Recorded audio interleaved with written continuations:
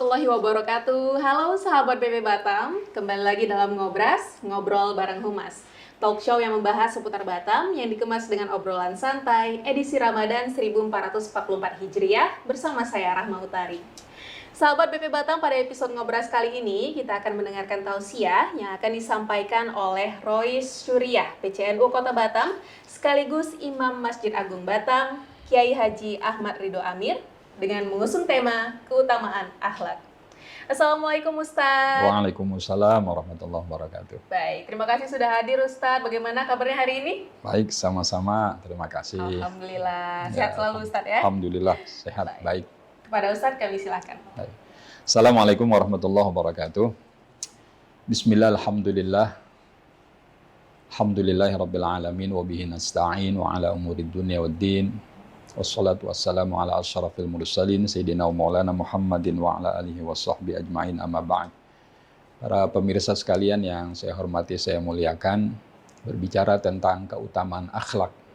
Rasulullah SAW diutus ke permukaan bumi ini sebagaimana ketika beliau ditanya, ya Rasulullah, untuk apa engkau diutus ke permukaan bumi ini? Rasulullah menjawab tidak dengan jawaban yang bla bla bla panjang lebar, ya ngalur ngidul bahasa kita, tapi Rasulullah dengan singkat menjawab, innama bu'istu liutammima makarimal akhlak.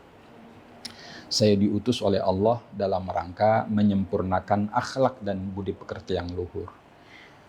Nah, kemudian yang kedua, bicara akhlak itu beda dengan ketika kita bicara moral, ya, bicara moral. Yang bahasa Yunani orang sampaikan mos, ya, sikap laku. Tapi akhlak itu bukan hanya berbicara terkait yang lahiriah saja, yang jasadiah saja. Kalau moral itu kan bicara yang jasadiah, lahiriah. Kita membantu orang, menolong orang, ya, menolong orang. Yang dilihat hanya lahiriah, membantu, ya, ya. Tetapi kalau dalam akhlak, Islam itu akhlak bukan hanya yang bersifat jasadiah, tapi batiniah juga. Ya, ada nggak kesombongan di dalam hati seseorang? Ada nggak hasud dan dengki di dalam hati seseorang? Itu juga bagian daripada akhlak. Ya, tapi akhlak yang mazmumah, akhlak yang tercela. Nah, saya pernah membaca bahwa Imam Al-Ghazali itu mengatakan akhlak itu satu adat, kebiasaan yang spontan. Yang spontan. Kita membantu orang spontan, tanpa harus berpikir, saya bantu nanti dia kan suatu saat akan bantu saya. Itu bukan akhlak. Ya, itu ada maunya. Ada udang, orang bilang ada udang di balik bakwan, ya. Ada udang di balik batu. Tapi kalau akhlak, spontan dia. Spontan. Ada yang perlu dibantu secara spontan, tanpa berpikir untung dan rugi, tanpa pamrih, ya, itu akhlak. Jadi bersifat yang tidak hanya jasadiah, tapi juga batiniah. Nah, siapa yang paling patut kita contoh ketika kita bicara akhlak? Tentu adalah baginda Nabi kita Muhammad SAW. Laqad kana lakum fi Rasulillahi uswatun hasanah. Sungguh dalam diri Rasulullah itu ada suri tauladan. Bagaimana Rasulullah menjadi seorang pribadi, bagaimana Rasulullah menjadi seorang kepala rumah tangga, bagaimana Rasulullah menjadi pemimpin dalam satu masyarakat, dan lain-lain. Bagaimana Rasulullah ketika dia dalam kehidupan sosial kemasyarakatan, bagaimana Rasulullah ketika melakukan, ya, ibadah-ibadah, dan lain-lain sebagainya. Terakhir sebagai penutup barangkali, ya, ada 3 hal yang sangat penting di dalam Islam. Yang pertama iman, yang kedua Islam, dan yang ketiga ihsan. Iman sebagaimana kita maklum, ya, ada dalam rukun iman yang 6 itu, ya, amantu billah wa malaikatihi wa kutubihi wa rusulihi wal yaumil akhir wa bil qadri khairihi wa syarrih. Iman kepada Allah, iman kepada malaikat, iman kepada kitab-kitab Allah, iman kepada Rasul, ya, iman kepada hari akhir, dan terhadap ketentuan Allah baik dan buruk. Lalu Islam, sebagaimana juga kita pahami, bunyal Islam ala khamsin, syahadati an la ilaha illallah, wa iqamis shalah, wa ita'iz zakah, shaumi Ramadan wa hajjil bait man istata'a ilaihi sabila. Nah, yang terakhir ihsan. Ihsan. Apa itu ihsan? An ta'budallah ka'annaka tarahu fa illam takun tarahu fa innahu yaraka. Ihsan itu, berbuat baik itu, engkau beribadah kepada Allah seakan-akan engkau melihat Allah.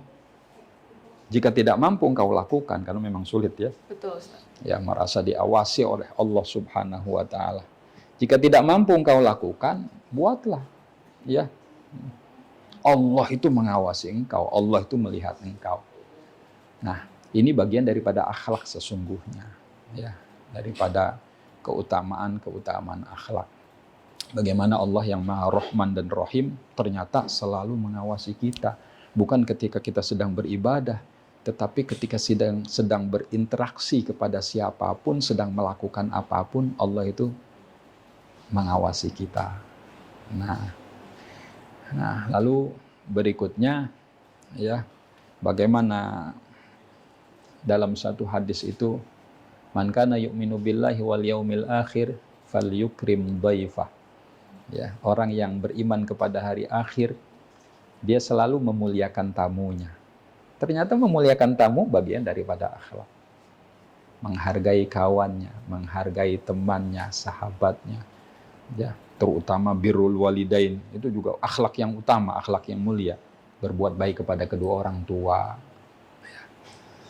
Santun seorang istri kepada suami, bagaimana penyayang dan melindungi seorang suami kepada istri, dan seterusnya. Barangkali itu saja sebagai pengantar. Baik Ustadz, Masya Allah. Ini ada yang bertanya nih dari sahabat PP Batam, Ustadz, Ya. terkait tadi Ustadz sempat menyinggung mengenai bagaimana kita harus menghargai teman, kemudian rekan sejawat. Ada sahabat PP Batam yang bertanya, Pak Ustadz, saya sering terzolimi oleh teman sejawat, Ya. difitnah dan pekerjaan saya dipersulit. Ya. Bolehkah saya berdoa agar teman-teman saya minim akhlakul karimah tersebut diazab oleh Allah Subhanahu Wa Masya Taala? Allah. Mungkin Ya. sakit hatinya Ya, gitu Ustadz, ya. gimana tuh? Boleh nggak Ustadz? Khawatir kalau kita mendoakan keburukan pada dia, pada seseorang yang kita anggap menzolimi kita, jangan-jangan nanti kita sama dengan dia juga berbuat zolim pada dia. Yes. Akhlak yang utama bagaimana kita sabar ketika kita dizolimi oleh seseorang. Ya, karena kan unsur akhaka zaliman au mazluman, tolonglah saudaramu ketika dia menzolimi seseorang atau dia dizolimi oleh seseorang. Ya. Salah satu cara bagaimana kita menolong seseorang yang sedang menzolimi kita itu tidak dengan doa yang buruk pada dia, tetapi kita sabar. Itu termasuk membantu dia, orang yang sedang menzolimi kita. Karena begini Mbak Tari, ya Mbak Tari, doa itu ibarat kita bercermin, dia akan memantul kepada kita. Kalau kita bercermin, yang nampak kan wajah kita, toh. Betul. Khawatir kalau kita mendoakan buruk pada seseorang, bagaimana kalau keburukan itu kembali kepada kita? Nauzubillah min dzalik. Indahnya itu, akhlak yang mulia itu, kita doakan yang baik-baik sajalah kepada orang. Mudah-mudahan kebaikan itu pun akan kembali kepada kita. Amin ya robbal alamin. Nah itu dia tadi sahabat PP Batam sudah diberikan tips dan trik, walaupun kita sakit hati tetap kuncinya harus sabar. Walaupun sulit ya Ustaz. Sulit memang. Sulit sekali, Ya, makanya ganjarannya surga ya Ustaz. Bukan tidak bisa, tapi insya Allah bisa. Insya Allah bisa. Ya. Harus bisa Amin. supaya kita Amin. semua dapat ketenangan batin juga. Amin. Ya. Amin. Baik Ustadz, kami rasa cukup demikian. Terima kasih Ustadz sudah Sama-sama, hadir terima memberikan kasih. tausiah kepada sahabat PP Batam, dan untuk Ya. sahabat PP Batam yang telah menyaksikan sampai akhir, kami juga mengucapkan terima kasih. Jangan lupa nyalakan lonceng notifikasi, klik tombol like dan subscribe. Saya Rama Utari pamit undur diri. Terima kasih atas perhatiannya. Wassalamualaikum warahmatullahi wabarakatuh dan sampai jumpa.